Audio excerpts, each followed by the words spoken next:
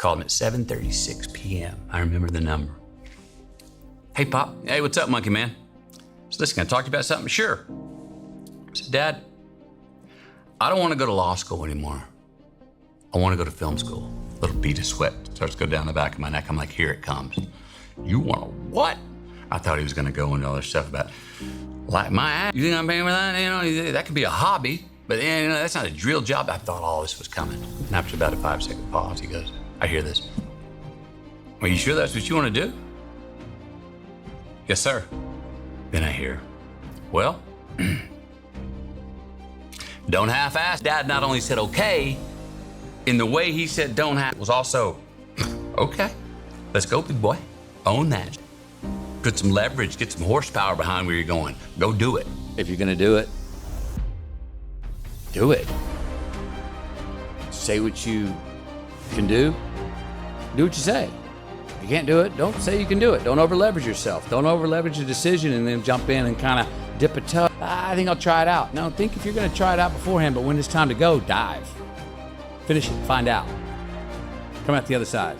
Don't leave it and go, ooh, if I just would, That keeps me up at night. I think it keeps a lot of us up at night. When you half-ass something and you just don't know whether you failed or succeeded, got what you wanted or didn't get what you wanted. Finding out and looking in the mirror and going, I didn't half-ass it, I went all the way, I found out, and that ain't for me. Or I found out and you damn right that is for me. That's a great place to get to. If life was nothing but green lights and we didn't have yellows and reds, things that make us pause, hardships, crises, times for introspection, then what the hell would it all be for? We need the yellows and the reds. That's how we evolve. That's how hopefully there's some ascension to our being. That's how we give some credit to time and growing older. If we were the same person today that we were 20 years ago, then what the hell are we doing? If anything, I would say to my 15-year-old self, go fail more. If anything, I would say to you, go fail more. Forget them. Those people on the sideline that are saying the thumbs down or calling you something or being snarky, they're on the sidelines for a reason. Hustle, hustle, hustle. Sleep was sin in my household. Sin. I saw my dad asleep one time in my life. If it was daylight, you couldn't be inside. There's a fierce sense of independence. 30 minutes of TV a night, max. Mom would always say, why are you gonna watch someone doing something when you can go out in the world and do it yourself? Turn that damn thing off, get outside. Had to be outside. Like get out in the world, go hustle, figure it out. Life's mystery going forward, the science looking back. When we look back, we can all connect every single dot. It's mathematical, scientific how we got to this table right here. We got plans for this afternoon, but we're not sure what's gonna happen. But everything looking back, it's all connected if we go back and look at it. And there's a whole lot of, I thought that was the end. Well, it was the end, but it was the beginning of this thing. Or I caught that red light and therefore made me 60 seconds later to get to that cafe where I met that movie producer or that woman who became my wife or whatever that is. It's all a science. You've got this great line where you say so many people are obsessed with how to live longer instead of how to live better. Yeah. Quantity. Success without the profit. Ooh, how much more can I get? I'm for it. The longevity. I'm for it.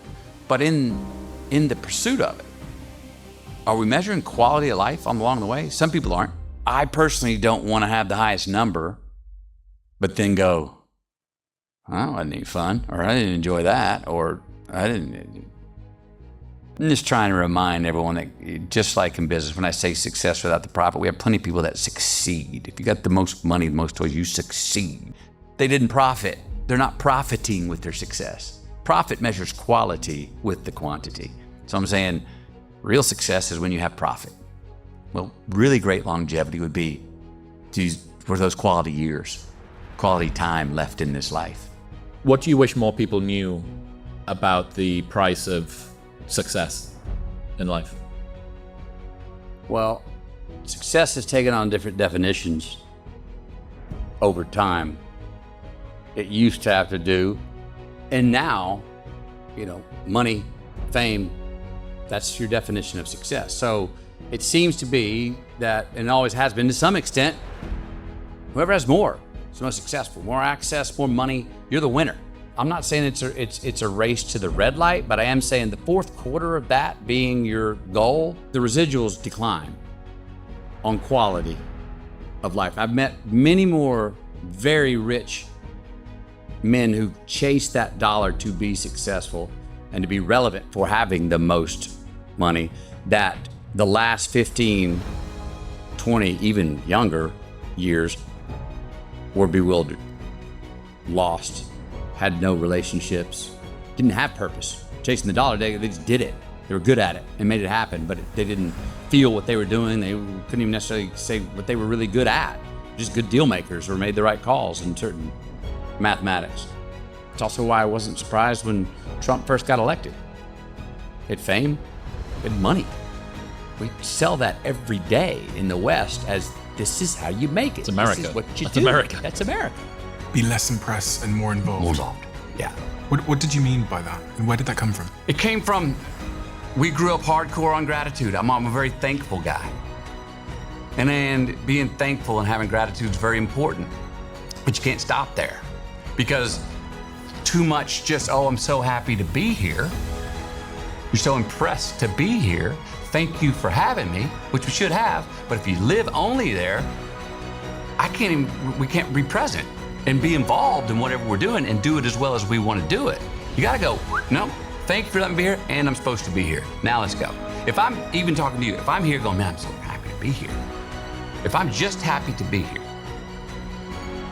and go no further than that, we can't have this conversation.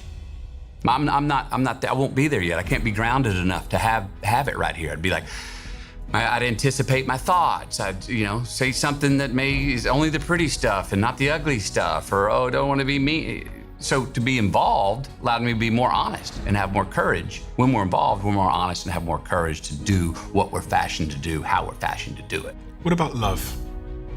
We always knew we were loved. There's never a question that we were loved as loving each other, loving mom and dad, being loved by mom and dad, and mom would always keep on to make sure you're loving yourself.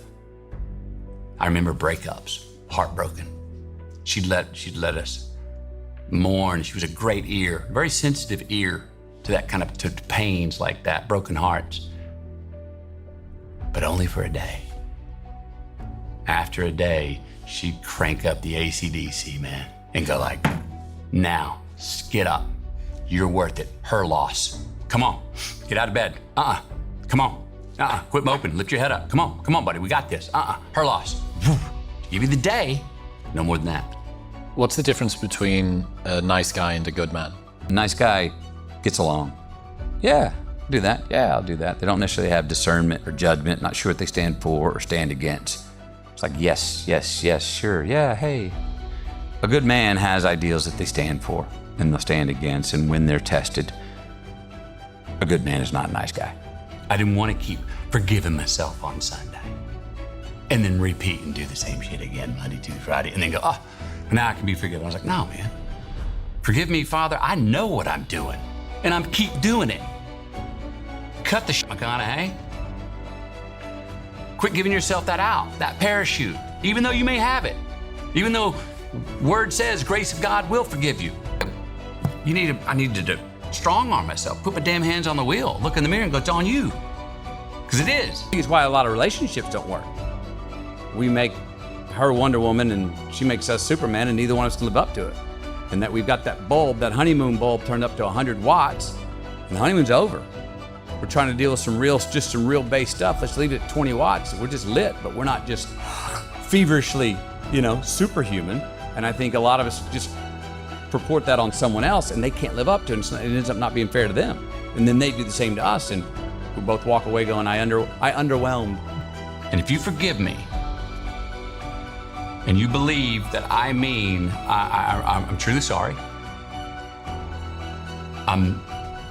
do my best not to ever do that again. You believe that, and then you forgive me. First order of business is for me to change the behavior that I have so I don't have to come say sorry to you again. That I think we miss sometimes. That sometimes people go, I'm sorry, forgiven. Oh, cool, we're even. All right, back to it. And all of a sudden you're like, you did it again. Dude, Have a little room. I thought you were going to course correct. You know, I've got to course correct. The offenders, for the first order of business for the offender to go, I'm going to do what I can not to have to say I'm sorry to you again.